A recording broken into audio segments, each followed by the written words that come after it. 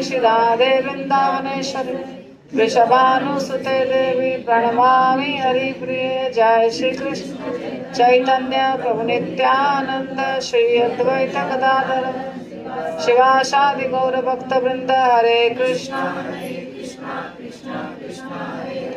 हरे Ram Ram Ram Hare Hare. Actually चातुर्मास कैसे शुरू हुआ, देखिए आप लोग सबको बलि महाराज की कथा पता है ना। बलि महाराज की कथा पता है ना। बलि महाराज ने क्या किया था। बलि महाराज तीनों जो है ना भुवन, पूरा 14 भुवन 3 लोक, पूरा ब्रह्मांड को जीत लिया था। हाँ, और जब पूरा ब्रह्मांड जीत लेंगे तो स्वर्ग देवता सबको जीत लेंगे ना। तो बलि महाराज ने ऐसा ही किया था।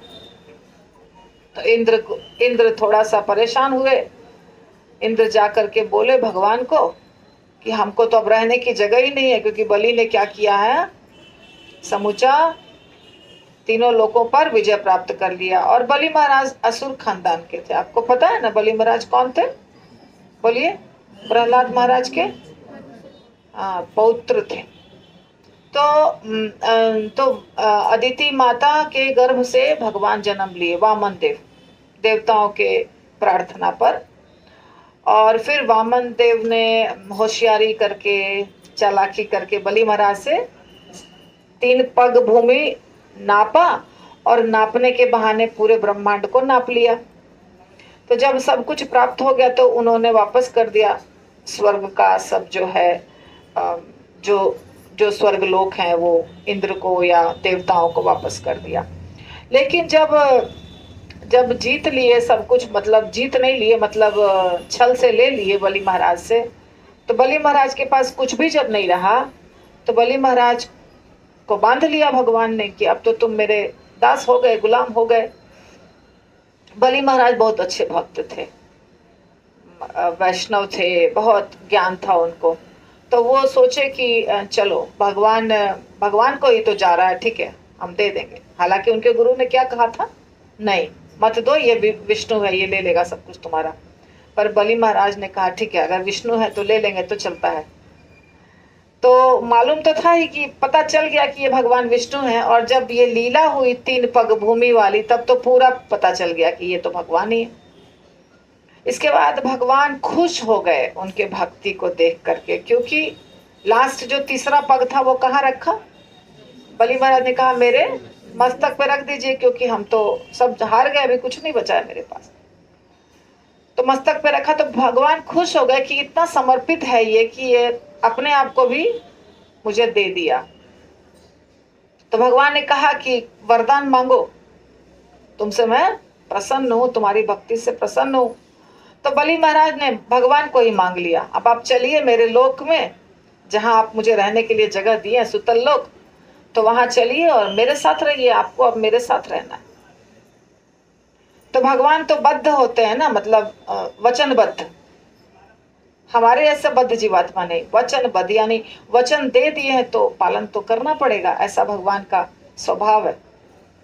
भक्त को वचन दे दिए हैं तो। बहुत सुंदर कथा है।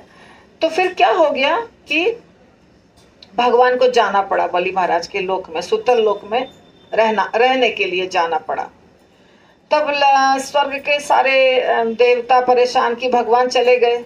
अब भगवान तो चाहिए ना, हर बात में स्वर्ग के देवता कहाँ जाते हैं, विष्णु भगवान के पास। तो विष्णु भगवान अब नहीं है, वैकुंठ लोक खाली है। अब देवतागण ब्रह्मांड को छेद करके बाहर जो वैकुंठ लोक है वहां नहीं जाते हैं, ब्रह्मांड के अंदर जो क्षीर सागर में वैकुंठ लोक है वहां जाते हैं। तो वो तो खाली हो गया। तो सारे देवता परेशान हो गए और लक्ष्मी जी भी परेशान हो गई, क्योंकि लक्ष्मी जी भी अब अकेले हैं, वैकुंठ लोक में भगवान नहीं है। तो लक्ष्मी जी ने नारद मुनि से बातचीत करके, थोड़ा सा समझदारी, नारद मुनि थोड़ा ट्रिक दे दिए और लक्ष्मी जी बलि महाराज के पास गई, एक गरीब औरत बन के, मेरे पास कुछ भी नहीं है। तो बलि महाराज दानी तो थे ही, ये तो दान के चलते ही तो वो सब कुछ गंवाए ना, दानी थे ना। तो बलि महाराज ने बोला जो तुम्हारी इच्छा है मांगो। राखी बांधी, ये राखी आ रहा है ना, राखी आने वाला है ना, ये राखी पहले वही बांधी थी लक्ष्मी माता बलि महाराज को। तो इसीलिए राखी के बाद तो भाई का कर्तव्य है ना बहन को कुछ भी देने का। तो बलि महाराज ने बोला कि बोलो क्या चाहिए, तुम मेरी बहन हो। लक्ष्मी जी बोले मेरे पति आपके पास है, दे दीजिए। क्योंकि बलि महाराज तो नहीं पहचाने कि ये कौन है, क्योंकि गरीब स्त्री बनकर आई थी, लेकिन वचन दे दिया तो देना पड़ेगा, तो दे दिया। विष्णु भगवान वापस चले गए वैकुंठ लोक।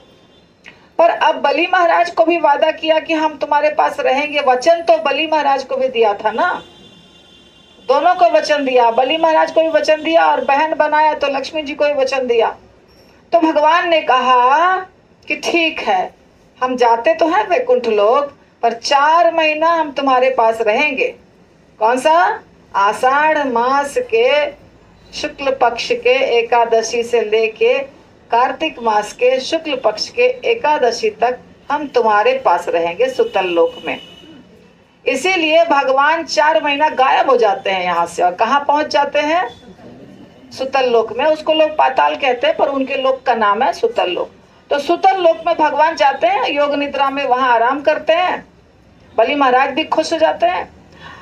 तो यहाँ 4 महीने फिर अब काम कैसे होगा? भगवान ही नहीं है तो शादी ब्याह भगवान के बिना कैसे होगा? भगवान तो चाहिए ना हर शादी में, जनेऊ में, मुंडन में, गृह प्रवेश में, हम जो कार्य करेंगे शुभ कार्य, उसमें तो विष्णु भगवान जरूरी है ना, उनके बिना तो कुछ कार्य होगा नहीं। तो इसीलिए 4 महीना सब कार्य बंद हो जाता है। नहीं, अभी भगवान नहीं है तो हम कोई कार्य नहीं करेंगे। तो इस प्रकार ये चातुर्मास का ये मीनिंग है, ये इसीलिए 4 महीने कोई कुछ भी नहीं होता है। लेकिन 4 महीने आप पूजा नहीं करेंगे ऐसा थोड़ी है। भगवान तो है, खाली भगवान यहाँ नहीं है। भगवान कहाँ है? सुतल लोक में भगवान है, भगवान वैकुंठ में नहीं है, लेकिन वहां तो है भगवान। तो 4 महीने सब कुछ करना है, जपा करना है, भगवान का दर्शन जो मंदिर में वहां जाना है, अच्छे से भागवतम पढ़ना है, सारी सेवाएं करनी है। 4 महीने कुछ कमी नहीं होना चाहिए। अब ये जो अधिक मास है इसकी भी एक कथा है। अधिक मास शुरू होने वाला है अभी कुछ दिन में, ठीक है ना, 3-4 दिन के बाद। आज एकादशी है और बस अमावस्या के बाद जो पहला दिन आएगा, नेक्स्ट डे पाड़वा जिसको कहते हैं, तो क्या शुरू हो जाएगा? अधिक मास। तो अधिक मास क्यों हुआ? कि जब नरसिंह भगवान की लीला हुई, और नरसिंह भगवान किसको मारे बताइए? तो हिरण्यकश्यपु ने बहुत जबरदस्त किया था तपस्या, और तपस्या करके वरदान मांगा था ब्रह्मा जी से, है ना। क्या क्या वरदान था?